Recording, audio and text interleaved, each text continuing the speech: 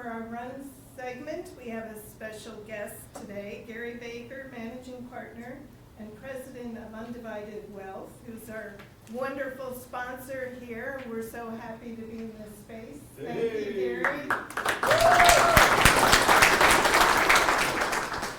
He is passionate about helping others live exceptional lives. Gary became a financial advisor over 20 years ago. Today, he is a highly sought-after thought leader in the financial services industry and an adjunct professor at Washington University. Today, he will speak regarding our Run segment. Gary, let's give him a big hand.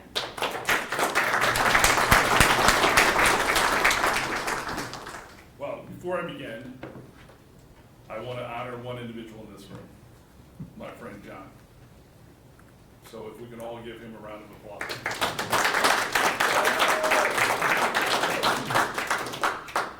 Every time you guys host your group, he meanders through the hallway and everybody on my team lights up. They said, have you seen John this morning? Have you seen John this morning? And he's just delivering something or has this little, quirky or quippy, like words of wisdom or whatever it is. And so you are a bright light in the dark world. So thank you for being here. All right, I've already learned a lot this morning, so I don't know if I can actually top this, but I want to talk about living life to the fullest. What does that mean exactly? Well, we got to start to understand what does fulfillment mean to live to the fullest. So what I want you to think about, and if you want to jot down a few words, what does fulfillment mean to you? So take 10 seconds, write down a thought, quick sentence, whatever it may be.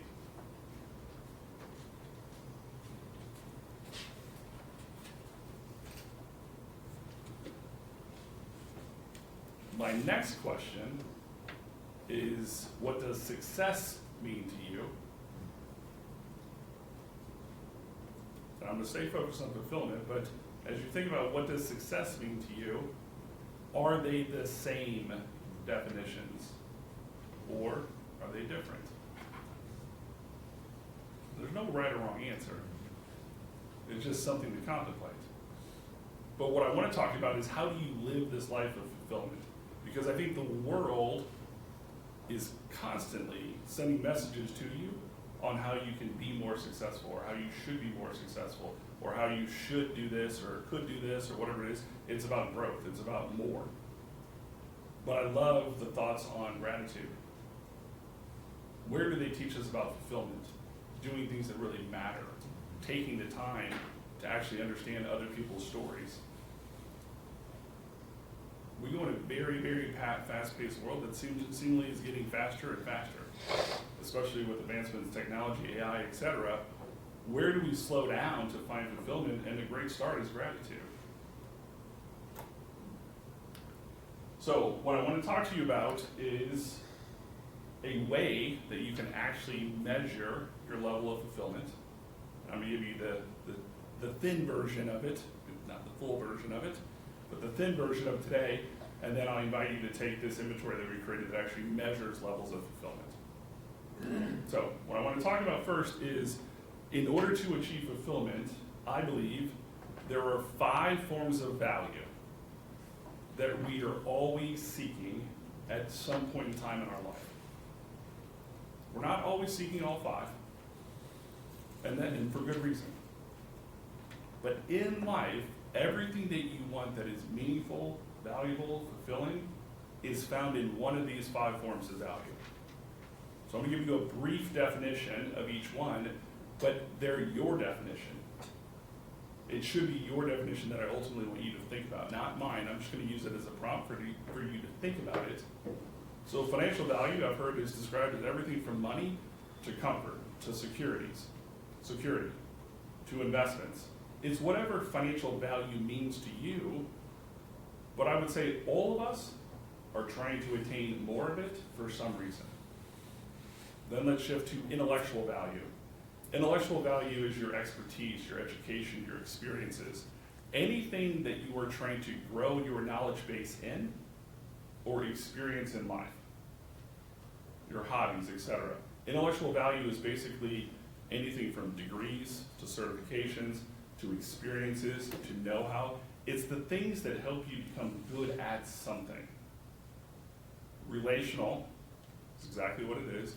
It's how do you relate to other people, and how connected are you to other people? How many people are you connected to?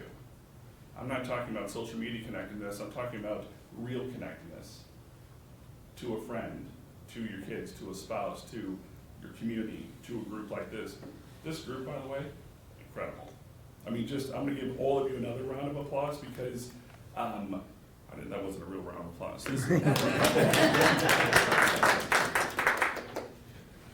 Because just sitting in the back room and with the two that I was sitting with and just the things that you're talking about and sharing, I mean, this is a soul-filled group, which is very, very hard to find. And so I'm glad that all of you continue to honor us by just coming to this place, but you're relational. You guys have true relationships, you share openly. The things that you share is a normal conversation in the business world. But I love the fact that you have this open space to be relational with other people and to share openly, what this year has been and the challenges and all those things. Personal value is how you feel on the inside. It's what you think about yourself. When you look in the mirror, when you're in a group, it's basically how you see or understand yourself or perceive yourself. And then spiritual value is anything that you want to define it as. Your beliefs, your religion, a certain type of religion, something greater than you, purpose. But if you think about it, everything that matters to you is found in one of these 5 forms of value. True or false? True. All right. I'm going to add something that might be covered in purpose, but I know a lot of people feel very strongly about spiritual value. Yeah. And I'm not quite sure where that fits into. It should be spiritual value. This is one of my partner's slides, so he chickens out and doesn't say spiritual value in corporate rooms, so he changes it to purpose. Okay. And that's why it's misspelled too. But spiritual value is absolutely at the top. Yeah. And so thank you. Yeah, sure. But that's what I want you to be thinking about, because you can't focus, as you go into next year and plan, you can't focus on growing exponentially in all 5 of these forms of value. But you can focus on 1, 2, 3, whatever it is. This is starting to assemble and build your life portfolio. And there's times where you have to say, I'm not growing anymore this year. I'm just gonna focus on my spiritual value or my personal development so I can be a better player next quarter, next week, tomorrow, or even next year. This is gonna be a year for me where I'm just gonna slow way down and just focus on fulfillment. Because last year, or this year, was challenging in many different ways. And what I wanna do is I wanna make sure that I don't stay too focused on growth and lose my soul in the process. So I need to slow down and focus on some of these higher forms of value, not just financial value and intellectual. I really want to grow relationally, personally, and spiritually. Now, those are the 4 or 5 forms of value. The pathways that we can attain these forms of value are listed here. If you take those 5 forms of value and almost create like a grid or a pathway, there's your individual pathway. It's how do I feel personally about these 5 forms of value. Then there's the professional pathway. The work that I'm doing, the role that I have in the company that I'm at, what form of value am I gaining in this organization? Am I working for a sense of purpose or spiritual value? Am I working just for the money? And there's nothing wrong with that. There's periods of time where you have to work for the money. There's times where I'm just working for the purpose of it. Even though I deserve to be making more money, I enjoy the work. It's balancing all of these things out. The first 2 columns are about you. The first one specifically is about who you are. The second one is about why you exist. God created you for a reason. To understand who you are, which is the experiences, good or bad, that you've had to go through, that's the kind of guy that you can be. Those are the emotions that you have. Those are the passions that you have. The second column, the professional, is the why. It's the skill sets He's provided you. I'm good at math. I'm good at teaching. I'm good at English. I'm good at marketing, I'm good at whatever it may be. He's giving you skill sets. That's who you are on the left two columns. You have to find a place to go utilize those skills. That's when you go into a company or you start your own company. Many of you are entrepreneurs by name. So you had to go start your own company, partly because the world doesn't have a place for you, so therefore I'm gonna go create my own place. That's what I had to do. I worked in big financial firms. Couldn't fit into their little box. So I had to expand it into this box. And people come in here and go, what the heck is this? I'm like, I have no idea, but I love it every day. Because I get to be who I am and why I exist, and I get to express it. And so think about the companies that you're at, or the company that you have. Is it representing who you are? But also think about your teammates and your employees. Are they able to express who and why they exist inside this company? So you take who you are plus why you exist equals a company, a place, an organization to be able to do that. But then there's one more plus, the community. What do those things add up to? How does the community benefit from who you are, why you exist, the work that you do for the company that you work for or have? How is it bettering the community? If you don't have that last piece, you could be on the selfish train, which isn't bad. Sometimes you have to take care of yourself first. But that last piece, the community, is what helps you translate from selfish, arguably, to selfless, in the sense that how is the community better because of the work that our company does, based on the skills that I provide, based on the heart and the passions that I have. Ultimately, what we created is this life of value inventory, which all of you can take if you have an interest in taking it, just to truly understand your own life portfolio. But what it ends up doing is it takes this grid of financial value, intellectual, relational, personal, and spiritual, or purpose. And then it basically covers the 4 pathways, and it helps you understand the prioritization of your life portfolio and what you're focused on. And what's amazing is all of us are making trades every day, sometimes that you don't even realize that you're making. So to come here to this group, you are growing professionally, intellectually. I don't know if there's a charge to be grown or to be a part of this group. You pay personally or professionally to be a part of this group. You're making a trade there. I'm using my financial value to gain intellectual value. But what's great about this group is it provides even more forms of value. It provides relational value, provides personal value. I can see it provides purpose and spiritual value. The best organizations for your time provide more forms of value. So the amount of money that you're paying to be a part of this is giving you 4 or 5 other forms of value that fill in this box. That's a good trade. But there's a lot of people who continue to trade the opposite way. They continue to double down on things that seemingly matter or produce more success, but it doesn't produce more fulfillment. And you can for a period of time, but where's the radar screen that says, hey, you're going down the wrong path. You're too concentrated on this. You're not focused on this. I'll wrap this up with a quick story. Everybody's seen Scrooge, given the holiday, right? My wife one time woke me up at 3 a.m. That thing happened. I still have not verified this with her. Nor am I going to. But someone woke me up at 3 a.m. and basically she had this conversation with me. You know how you watch all of these documentaries on all these, kingpins and industrialists and all these people who have made all these great strides? And I'm like, yeah. And she goes, there's no doubt that you're going to be one of those people. I'm like, I know. And she said, at the end of the documentaries when they show their family, I'll try not to lose my man card in front of all the young guy. And she said, at the end of those documentaries, when they show their family and how happy they are, that's their second family, because they burned through their first family chasing success. Okay. And then she said, we're your first family. And then I went back to bed. And then I woke up and had my Scrooge moment of thank God she's still here. Thank God they're still here. And it's a reminder of someone who has ambition like I have can be addictive. And if you pay attention too much, you'll lose sight of the things that really matter, which is your family, your spouse, and all of those things. And so I wanted to create this approach, or this portfolio, if you will, to help people avoid the traps that I was falling into.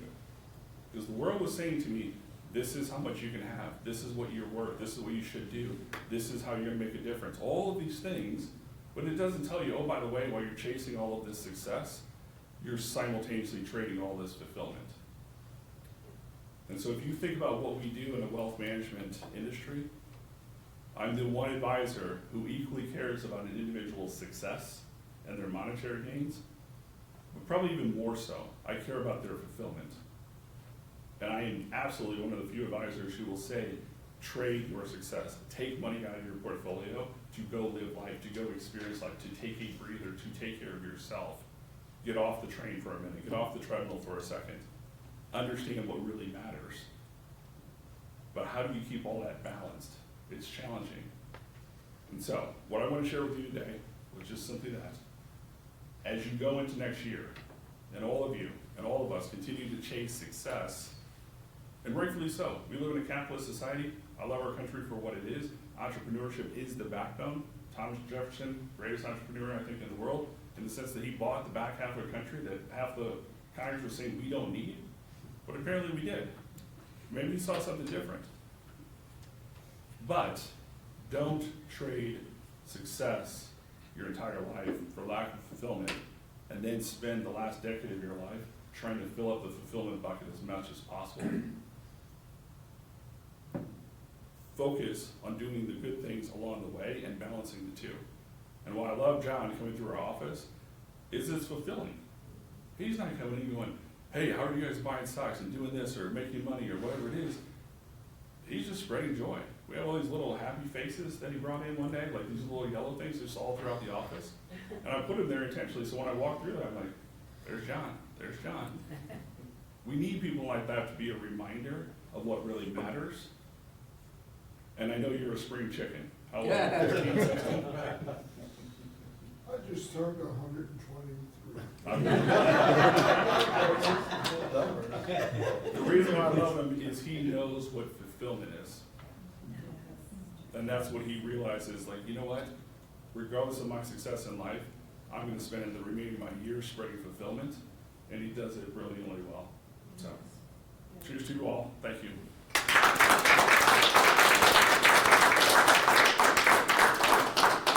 Mark, do we have time for questions? We sure do, you have about 5 minutes.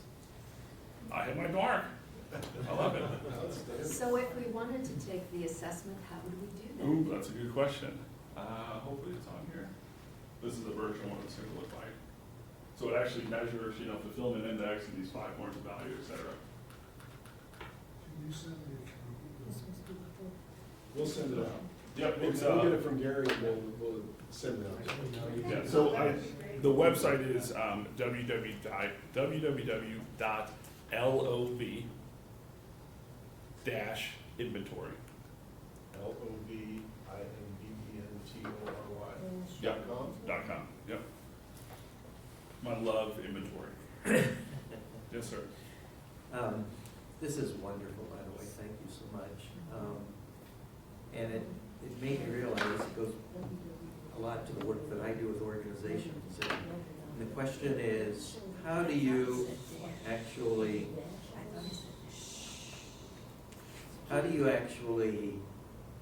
live these values that you're talking about? How do you, I'm a process-oriented guy, okay?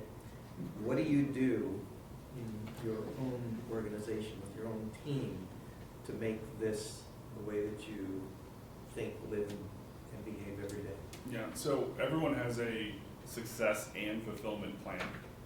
And the goal starting this year is that our team, and we're going to invite our clients to take this assessment every quarter. So the same way from a wealth management standpoint that you're rebalancing your portfolio, we want to make sure that you're staying balanced in your life. It's a way to measure balance also. And to your point, if you think about it, companies are focused in this box right here, right? It's all intellectual and financial. Right. But because companies say, oh, we can't just be corporate heathens, we have to actually, take care of and care about. So they'll get into a little bit of personal and kind of wrap it through relational around here. And typically that's a good, good thing to have. Yeah. But then great leaders really start to understand who you are and really Yeah. start to identify who you are Right. as a individual. But what people want is all 20 boxes. Yeah. They want the outer perimeter. And so what happens is, what we're at in a society is humans who want the outer perimeter against corporations who are protecting this right here. And that's what we do with Evolution, is basically helping balance how can corporations recognize we can't be life coaches to everyone. But on the flip side, you can offer more balanced approach, because turnover is a major cost. But you can see whenever somebody takes this, because I know how to read the scores and everything, when you're extremely high here, but this is extremely low, basically how they rate where they are in their organization. I'll say something like, how long have you been looking for a job? And they're like, how do you know that? Because you're saying who and why I exist Yeah. is greater than my place. And therefore, you're gonna look for a new place. So when you complete the assessment, everybody does their own fulfillment assessment. Yeah. Do you get together as a group and kind of coach and talk with one another about that? So that's what our Evolution team does, and that's what we'll do for clients. But what's also great for organizations from a development plan of their employees is if everybody takes their score card, Yeah. right? What we do is we end up sending not the individual scores to say, your score is this, Yeah. your score is this. We send the aggregate to the company so they can see where there's Yeah. kind of the reds. It turns into a heat map. Yeah. Where there's the red zones, which means this is where your company as a whole is feeling less fulfilled or less successful. It becomes a training and development plan, because then you're at least hitting 80% of what your team members need. Right. And so, short answer is, we do that as an aggregate with our clients. We don't do it with our team as much because our team's fairly small, and we kind of know what's going on. Right. And every meeting we wake up, or we open up with, share something that was fulfilling in the last week. So it's a constant reminder that we're doing it for fulfillment. But don't get me wrong, success feeds fulfillment. You can't just stay in the fulfillment world. Like, Yeah. we live in a capitalist society. Things, if you haven't noticed, cost money. So you have to have some level of means, but it's to the degree of what. My sister went to a Christmas tree last night, and she said there's a $1,300 Christmas tree.